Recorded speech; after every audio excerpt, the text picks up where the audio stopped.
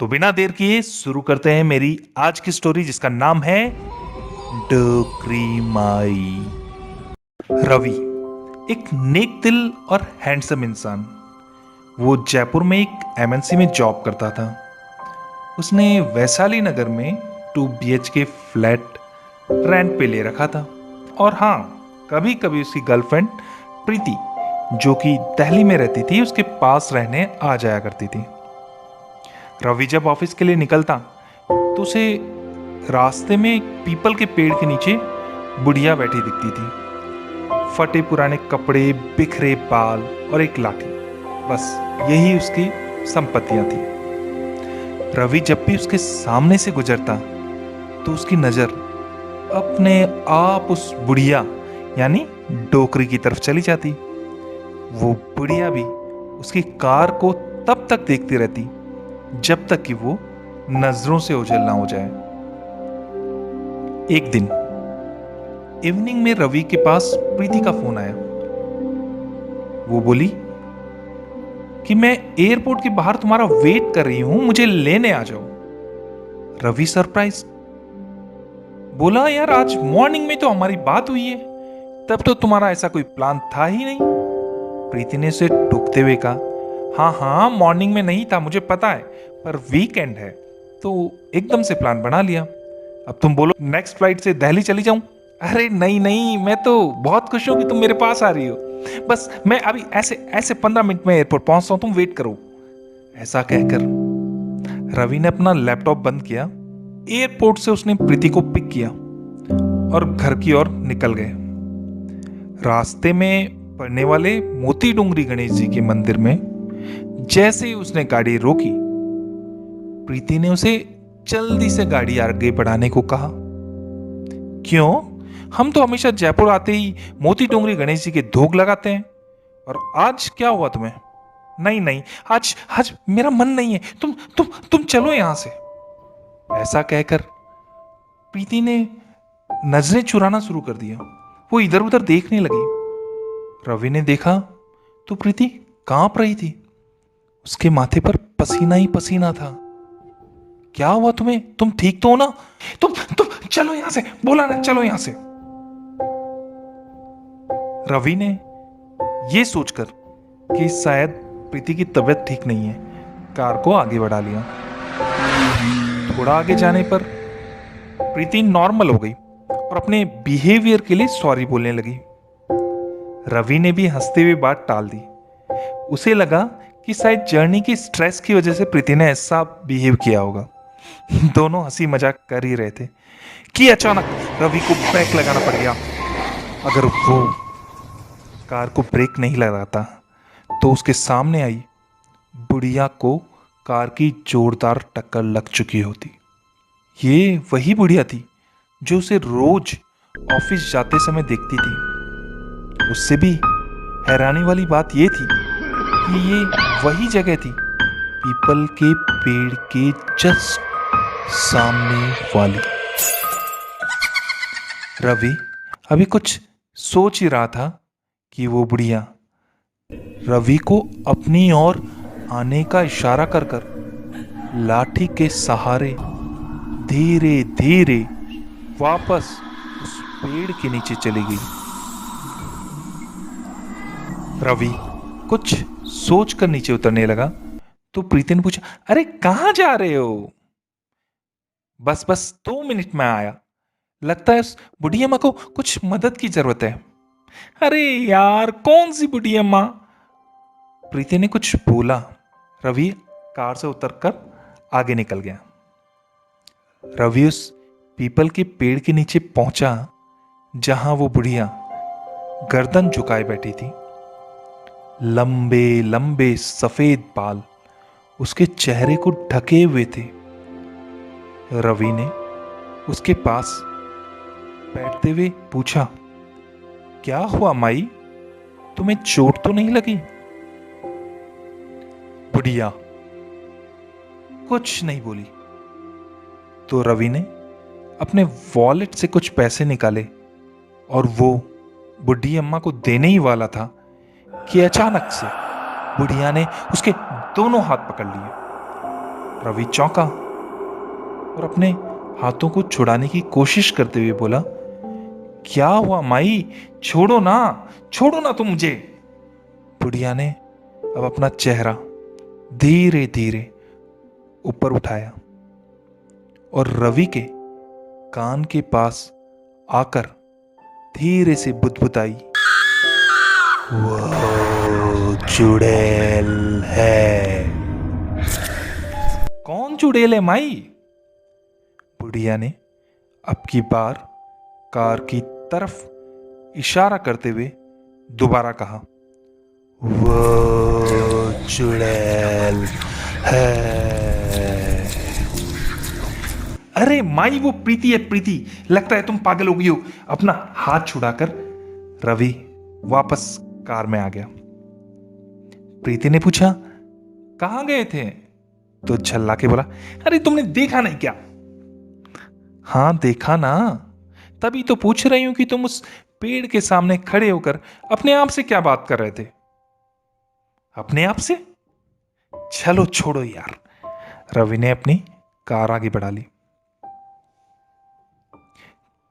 Car आगे बढ़ाते बढ़ाते रवि ने देखा कि वो बुढ़िया अभी भी अपनी उंगली को प्रीति की तरफ कर कर उनकी कार को देखे जा रही थी।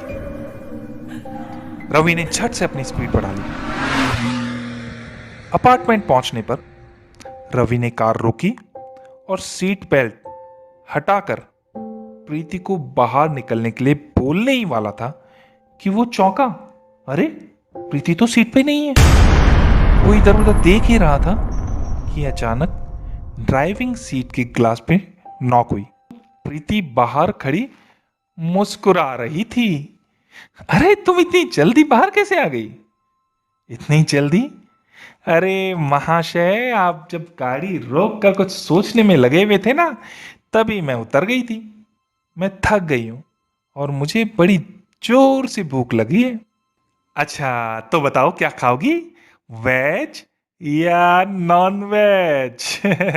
नीचे उतरकर लिफ्ट की तरफ कदम बढ़ाते हुए रवि बोला, मैं घास फूस नहीं खाती, मैं तो गर्म गोश्त खाती हूं, गर्म गोश्त। ठीक है, तुम्हारे लिए मटन ऑर्डर कर देता हूं। कहते हुए रवि ने अपने लिफ्ट में 5th फ्लोर प्रेस किया और अपना फोन निकालकर ऑनलाइन फूड ढूंढने लगा। तभी प्रीति ने उसके फोन को नीचे किया और बोली, नहीं, आज तो मैं तुम्हें खाने के मूड में हूं। तुम्हारे गरम खून की खुशबू मुझे पागल कर रही है। अरे वो खून की नहीं, मेरे नए डीओ की खुशबू है। इस बार दूसरा ट्राई किया है। फिर भी मैं तो तुम्हें ही खाऊंगी। ओके मैडम, हम तो आपके ही हैं, लीजिए खा लीजिए। ऐसा कहकर रवि ने खुद को 90 डिग्री के एंगल पर नीचे झुका लिया। तभी अचानक लिफ्ट के मिरर में उसकी नजर प्रीति के पांव पे पड़ी तो उसकी हंसी पर ब्रेक लग गया। प्रीति के पांव उल्टे नजर आ रहे थे। वो जल्दी से घुमा और अपने बगल में ही खड़ी प्रीति के पांव को देखा तो वो तो सही थे। उसने दोबारा से घूमकर मिरर में देखना चाहा, पर तब तक 5th फ्लोर आ चुका था और उसकी लिफ्ट का दरवाजा खुल चुका था। रवि अब भी घबराया हुआ उसी 90 डिग्री की पोजीशन में झुका हुआ था। तो प्रीति बोली, अरे अब सीधे भी हो जाओ, मैं तुम्हें लिफ्ट में नहीं खाऊंगी, ये काम तो मैं फ्लैट पे पहुंच के करूंगी। इस बार रवि को हंसी नहीं आई, बल्कि उसके कानों में उस बुढ़िया के शब्द गूंज रहे थे, वो चुड़ैल है। रवि चुपचाप अपने फ्लैट की तरफ बढ़ा जा रहा था और प्रीति उसके पीछे पीछे चल रही थी। रवि पहले ही घबराया हुआ था और पीछे से आती हुई पायल की छन छन। इस आवाज ने उसे और घबरा दिया था, क्योंकि प्रीति तो पायल पहनती नहीं थी। फिर ये आवाज किसकी थी? रवि ने अपनी चाल बढ़ा दी और फ्लैट का लॉक जल्दी से खोला, और खोलते ही वो जल्दी से अंदर दाखिल हुआ और धड़ाम से गेट बंद कर दिया। उसे लगा कि उसने प्रीति या चुड़ैल जो भी वो थी उसे बाहर छोड़ दिया है। वो लंबी लंबी सांसें लेने लगा। तभी उसे उस औरत के हंसने की आवाज सुनाई दी। उसने पीछे घूमकर देखा तो उसके सामने प्रीति खड़ी थी। वो चौंक गया और डरते डरते बोला, हाँ, तुम्हें बाहर छोड़ दिया था, फिर तुम अंदर कैसे आ गई? कहाँ रवि, जिसके पीछे मैं एक बार पड़ जाती हूं ना, उसका पीछा तो मौत आने पर ही छूटता है। और ये लॉक तो मैंने खोला था। देखो ये चाबी। रवि का सर चकरा गया कि चाबी तो मेरे पास थी, फिर ये चाबी इसके पास कैसे आ गई? वो और डर गया। तभी अचानक से उसे लगा कि उसके सीने में एकदम से तेज दर्द हो रहा है। उसने अपने चेस्ट को पकड़ा और वहीं बैठकर उसे दबाने लगा। उसे साथ ही ऐसा फील हुआ कि उसकी शर्ट की पॉकेट में कुछ है। उसने थोड़ा सा दिमाग पर जोर दिया तो फ्लैशबैक में उसे याद आया कि जब बुढ़िया उसके पास आकर उसके कान में बुदबुदा रही थी और प्रीति को चुड़ैल बोल रही थी, तब उसने धीरे से उसकी शर्ट की पॉकेट में कुछ रखा था। पर झुंझुलाहट में उस टाइम रवि ने ध्यान नहीं दिया। पर वो पॉकेट में है क्या है वो? इधर वो चुड़ैल अपने असली रूप में आ चुकी थी। बड़े बड़े नाखून, तीखे बाहर निकले नुकीले दांत, आग सी दहकती आंखें और लपलपाती लटकती जीभ। वो बोली, जैसे ये लॉक खोला है वैसे ही तुम्हारे दिल को खोलूंगी और उससे खून निकाल कर पीऊंगी। चुड़ैल ने रवि की तरफ कदम बढ़ा दिए।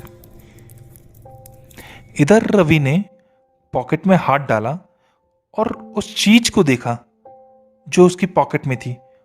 वो एक छोटा सा कार्डबोर्ड था जिस पर उसके आराध्य मोती डोंगरी वाले गणेश जी की फोटो थी और नीचे एक मंत्र लिखा था। रवि ने उस फोटो को अपने माथे से लगाया और उसे चुड़ैल की तरफ कर दी। गणेश जी की फोटो देखते ही चुड़ैल के बढ़ते कदम एकदम से रुक गए और वो पीछे हटते हुए चिल्लाने लगी, हटाओ उसे, हटाओ इससे। अब रवि में हिम्मत आ गई थी। वो धीरे धीरे उठा और चुड़ैल की तरफ बढ़ते हुए फोटो पे लिखा हुआ मंत्र बोलने लगा। ओम गण गणपते नमः, श्री सिद्धि विनायक नमो नमः, श्री अष्ट विनायक नमो नमः, श्री गणपति बप्पा मोरिया। अब वो चुड़ैल पीछे पीछे और पीछे होती होती दीवार से सट गई और जोर जोर से चिल्लाने लगी, नहीं नहीं, इसको हटाओ नहीं। इससे रवि की हिम्मत बढ़ गई और उसने जल्दी से आगे बढ़कर वो गणपति की फोटो उस चुड़ैल के माथे से लगा दी और जोर जोर से गणेश मंत्र बोलने लगा। ओम गण गणपति नमः, श्री सिद्धि विनायक नमो नमः, श्री अष्ट विनायक नमो नमः, श्री गणपति बापा मोरिया। ओम गण गणपति नमः, श्री सिद्धि विनायक नमो नमः, श्री अष्ट विनायक नमो नमः, श्री गणपति बापा मोरिया। तभी अचानक एक बिजली सी चमकी और हल्का सा धुआं उठा और वो चुड़ैल गायब हो गई। रवि की नजर नीचे गई तो वहां एक चूहिया थी जो चींची चींची करती हुई वहां से भागकर बाथरूम के नाले में घुस गई। रवि हैरान रह गया। उसने अपने हाथ में पकड़ी गणपति की फोटो को दोबारा से सर पे लगाया और अभी के अभी मोती डूंगरी गणेश जी के मंदिर जाने का निश्चय किया। आखिर उसकी गणपति ने ही उस चुड़ैल को अपने मूषक यानी चूहिया में तब्दील कर दिया था। अभी वो आधे रास्ते ही पहुंचा था कि उसी पीपल के पेड़ के नीचे उसने भीड़ देखी।